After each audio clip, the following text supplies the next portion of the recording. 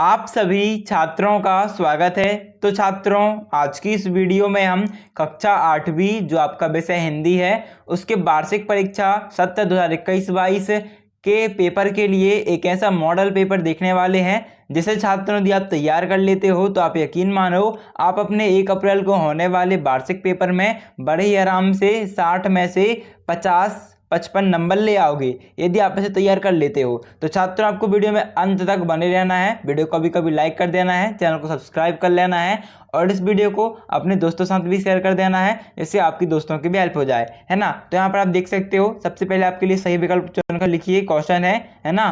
पहला क्वेश्चन है, धुआंधार प्रपात किस नदी के जल के गिरने से बनता है? तो यहाँ पर आपको उत्तर लिखना है नर्मदा नदी के गिरने से बनता है। सतपुड़ा का जंगल कहाँ स्थित है? तो सतपुड़ा का जंगल मध्य प्रदेश में स्थित है। आपका उत्तर जाएगा मध्य प्रदेश। तीसरा है, अमृता देवी के साथ शहीद बिश्नोइयों की संख्या थी 362। विकलांगता शब्द में प्रत्यय है तो प्रत्यय जाएगा ता। और पांचवा, बेबस शब्द में अपसर्ग है तो यहाँ पर आपको उत्तर आ जाएगा बे। ठीक है। फिर छात्रों, आपका यहाँ पर दूसरा प्रश्न है, रिक्त स्थानों की पूर्ति कीजिए। पहला है, महारानी अहिल्याबाई ने खालिस्तान में किला और शिव मंदिर बनवाया था। तो छात्रों, आपका पहले में उत्तर आ जाएगा महेश्वर। ठीक है, महारानी अहिल्याबाई ने महेश्वर में किला और शिव मंदिर बनवाया था। फिर आपका दूसरा क्वेश्चन है, मुफ्त का खालिस्तान घिस मेरे खालिस्तान, है ना। तो आपका यहाँ पर उत्तर आ जाएगा मुफ्त का चंदन। क्या लिखना है? चंदन। और फिर यहाँ पर लिख देना है घिस मेरे नंदन। ठीक है। फिर आपका तीसरा प्रश्न है, सेठ जी बच्चे को देखकर खालिस्तान रह गए। तो सेठ जी बच्चों को देखकर क्या रह गए थे? हतप्रभ रह गए थे। आपको यहाँ पर लिखना है हतप्रभ। फिर आपका चौथा है, खालिस्तान संगीत सम्राट कहे जाते हैं। तो तानसेन जो है, तानसेन संगीत सम्राट कहे जाते हैं। तानसेन ने तन्मय होकर खालिस्तान की साधना की तो दीपक राग की साधना की थी। क्या की थी? दरबार में क्या की थी? दीपक राग की साधना की थी। फिर छात्रों, आपका तीसरा प्रश्न आता है, सही जोड़ी बनाइए। खंडा और खंडवा। तो आपका यहाँ पर जो रण है आपको इसे मैच कर देना है नीति से, युद्ध को मैच कर देना है आपको कला से, है ना। कहाँ है कला? ये है, एक मिनट, ये है आपका कला से। मार्ग जो है इसमें आपका आ जाएगा दर्शन, धर्म, रथ और 10 से रह जाएगा। ठीक है। चौथा है, सत्य सत्य छांट कर लिखिए। पहला है, हमें धन पाकर अभिमान करना चाहिए। तो ये आपका आ जाएगा असत्य, है ना, क्योंकि हमें धन पाकर कभी भी अभिमान नहीं करना चाहिए। सेठ जी के बेटे का नाम मोहन था तो ये आपका आ जाएगा सत्य। ठीक है, क्या नाम था? मोहन ही था। फिर आपका वृद्ध किसान के 2 बेटे थे तो आपका यह आ जाएगा असत्य। क्या आ जाएगा तीसरे में? असत्य।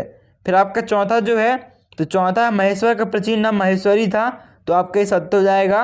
और जो पांचवा है, रावण ने युद्ध जीत लिया था तो ये आपका सत्य हो जाएगा, क्योंकि युद्ध किसने जीता था?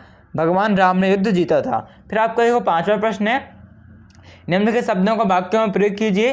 श्रद्धांजलि, संकल्प, सौरचक्र, प्रासंगिक और जम्बेश्वर, है ना। तो इसके उत्तर हम आपको बता देते हैं। सामने 5वें प्रश्न का उत्तर, इसमें आपको वाक्य प्रयोग करना था तो आपको श्रद्धांजलि लिखना है। श्रद्धांजलि का वाक्य प्रयोग लिखना है, हमें अमृता देवी बिश्नोई को वृक्षारोपण कर श्रद्धांजलि देना चाहिए। दूसरा शब्द है संकल्प, तो हमें पेड़ न काटने का संकल्प करना चाहिए।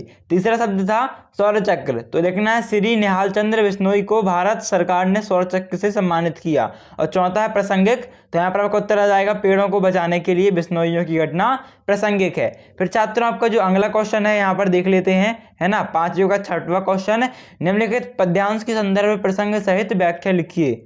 तो आपको यहाँ पर पद्यांश पढ़ सकते हो। पथ भूल न जाना पथिक कहीं, पथ में कांटे तो होंगे ही, दुर्वा दल सरिता सर होंगे, सुंदर गिरी बनवासी होंगे, सुंदर सुंदर निर्जर होंगे, सुंदरता की मृग तृष्णा में पथ भूल न जाना पथिक कहीं। तो छात्रों, ये भी क्वेश्चन आपका मोस्ट इंपॉर्टेंट है और सारे के सारे प्रश्न आपके मोस्ट इंपॉर्टेंट है ना। तो छात्रों, आप इन्हें अच्छे से पढ़ लीजिएगा, क्योंकि आप इन्हें पढ़ते हो तो बहुत ज़्यादा बेनिफिट में रहोगे, आपका पेपर बहुत अच्छा जाएगा।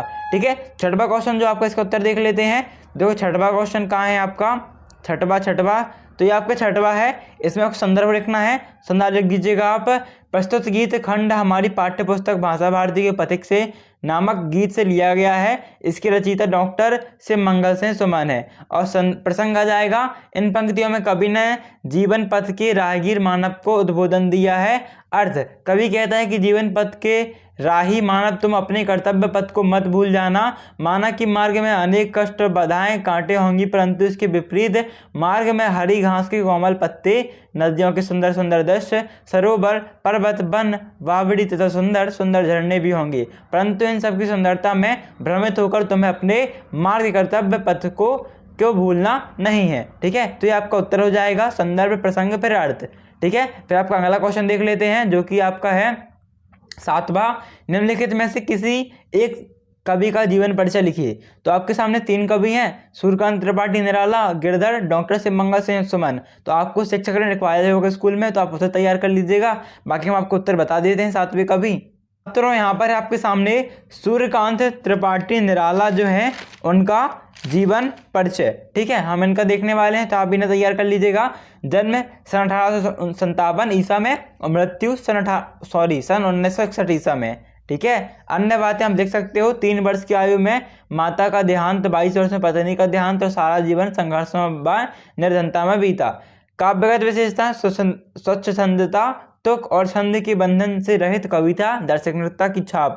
भाषा शुद्ध, संस्कृति निष्ठ, प्रकृतिवादी, काव्य में सरल भाषा।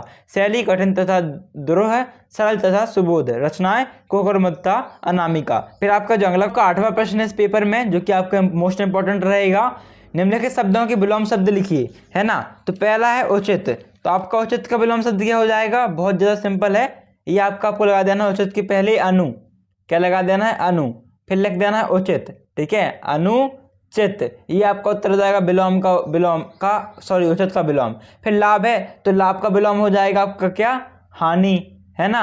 धर्म है, तो धर्म का आपका बस धर्म के आगे आ और लगा देना है, मतलब क्या लिख देना है, धर्म का विलोम अधर्म। विजय है, तो विजय का आ जाएगा आपका पराजय, इस तरह से लिख दीजिएगा पराजय। और सुरक्षा जो है, सुरक्षा का आपको उत्तर आ जाएगा, बस आ और लगा देना है आगे, क्या, आ सुरक्षा आपको लिख देना है। ठीक है, इसके बाद छात्रों आपका 9वां प्रश्न है। निम्नलिखित उपसर्गों को जोड़कर नए शब्द लिखिए, है ना। तो 9वीं का उत्तर देख लेते हैं हम एक बार। देखो 9वां कहाँ है, एक सेकेंड बने रहिएगा साथ में। आपका 8वें का उत्तर और आपका 9वां बी, तो आपको लिख देना है बी में बी धन ज्ञान विज्ञान, बी धन बस विवश। प्रा, तो प्राधन ख्यात प्रख्यात, प्राधन सिद्ध प्रसिद्ध, आधन भाव अभाव, आधन ज्ञान अज्ञान, अभिधन नय अभिनय, अभिधन राग अभिराग, प्रतिधन कुल प्रतिकुल, प्रतिधन दिन प्रतिदिन। मतलब आपको बस पीछे शब्द जोड़ देने हैं, आपका काम हो गया। ठीक है, आपके छात्रों 10वां प्रश्न आता है। निम्नलिखित प्रश्नों के उत्तर लिखिए। पहला क्वेश्चन है ता प्रत्यय लगाकर 2 शब्द बनाइए, है ना। ये आपका 10वां प्रश्न का है, तो आपको यहाँ पर लिख देना है उत्तर पहले में मित्र धन ता बराबर क्या जाएगा आपका, मित्रता। ठीक है, ये आपको लिख देना है पहले में। आपको 2 शब्द बनाने, तो आपको लिख देना दूसरा शब्द फिर कठोर धनता, कठोर धनता बराबर लिख देना है आपको कठोरता। ठीक है, ये आपको हो जाएगा दूसरा शब्द। फिर वन एवं वायु का पर्यायवाची शब्द बनाइए, तो आपको वन का पर्यायवाची लिख देना वन डैश करके, वन डैश यहाँ पर लिख देना पर्यायवाची ऊपर क्या जाएगा, जंगल, वन का पर्यायवाची जंगल। और फिर आपका जो दूसरा है क्या है, दूसरा वायु, तो वायु का लिख देना आपको पवन, क्या लिख देना है, पवन। फिर आपका है गणना एवं प्रस्थान शब्द के वाक्य बनाइए, तो आपको इसका उत्तर हम बता देते हैं, तीसरे चौथे और 5वें का इकट्ठा, है ना। तो देखो आपको तीसरे चौथे 5वें का उत्तर आपको बताते हैं। स्थान शब्द की वाक्य बनाइए, तो आप लिख देना गणना में गणित में गणना का महत्व होता है। और दूसरा जो है प्रस्थान, इसमें लिख देना यदि हमने शीघ्र प्रस्थान ना किया तो हम समय पर नहीं पहुंच पाएंगे। ठीक है, चौथा क्वेश्चन था मुहावरों का अर्थ लिखिए। आंखों का तारा मतलब कि अधिक प्यारा होना, मोस्ट इंपॉर्टेंट रहेगा, आपको आ सकता है। हृदय लगाने का मतलब हो जाएगा आपका अर्थ मन से स्वीकार करना। ठीक है, 5वां क्वेश्चन है निम्न वाक्यांशों के लिए एक शब्द लिखिए। जो शब्द मुंह से कही गई है तो आएगा मौखिक, जो मार्गदर्शन करता है तो मार्गदर्शक, है ना। फिर आपके जो अगले प्रश्न आते हैं वो है आपके इसके बाद 11वां प्रश्न। निम्नलिखित प्रश्नों के उत्तर लिखिए, है ना। आपके 5 प्रश्न है, 12वां भी है। निम्नलिखित प्रश्नों के उत्तर विस्तार से लिखिए, तो हम आपको 12वां 13 का उत्तर दे देते हैं। ठीक है, तो देखते हैं प्रश्न इसके। मंदिर के पास क्या काम करती थी? तो उत्तर लिख देना, वृद्धा मंदिर के पास फूल और फूलों की माला बेचने का काम करती थी। कक्षा में नकल न करने से मोहन के किस गुण का पता चलता है? तो कक्षा में नकल न करने से मोहन की ईमानदारी के गुण का पता चलता है। नव संवत्सर से क्या तात्पर्य है? तो नव संवत्सर से तात्पर्य नए वर्ष या नए संवत से है। चौथा है, पंचों को किस बात की शंका थी? तो पंचों को इस बात की शंका थी कि 4 बेटों में से एक बेटा बूढ़े किसान का नहीं है। पांचवा है, राक्षस सेना के चलने पर धरती पर क्या प्रभाव पड़ता है? तो राक्षस सेना के चलने से धरती की धूल आकाश में जाकर सूर्य को ढक लेती है, इस कारण धरती व्याकुल हो उठती है। फिर छात्रों, आपका 12वां प्रश्न था, पहला इसमें है तलवार सोई है से क्या आशा है? तो उत्तर इसका याद कर लो, मोस्ट इंपोर्टेंट क्वेश्चन आपके पेपर के लिए। तलवार सोई है से आशा है कि भारतवासियों ने अपनी वीरता नहीं खोई है।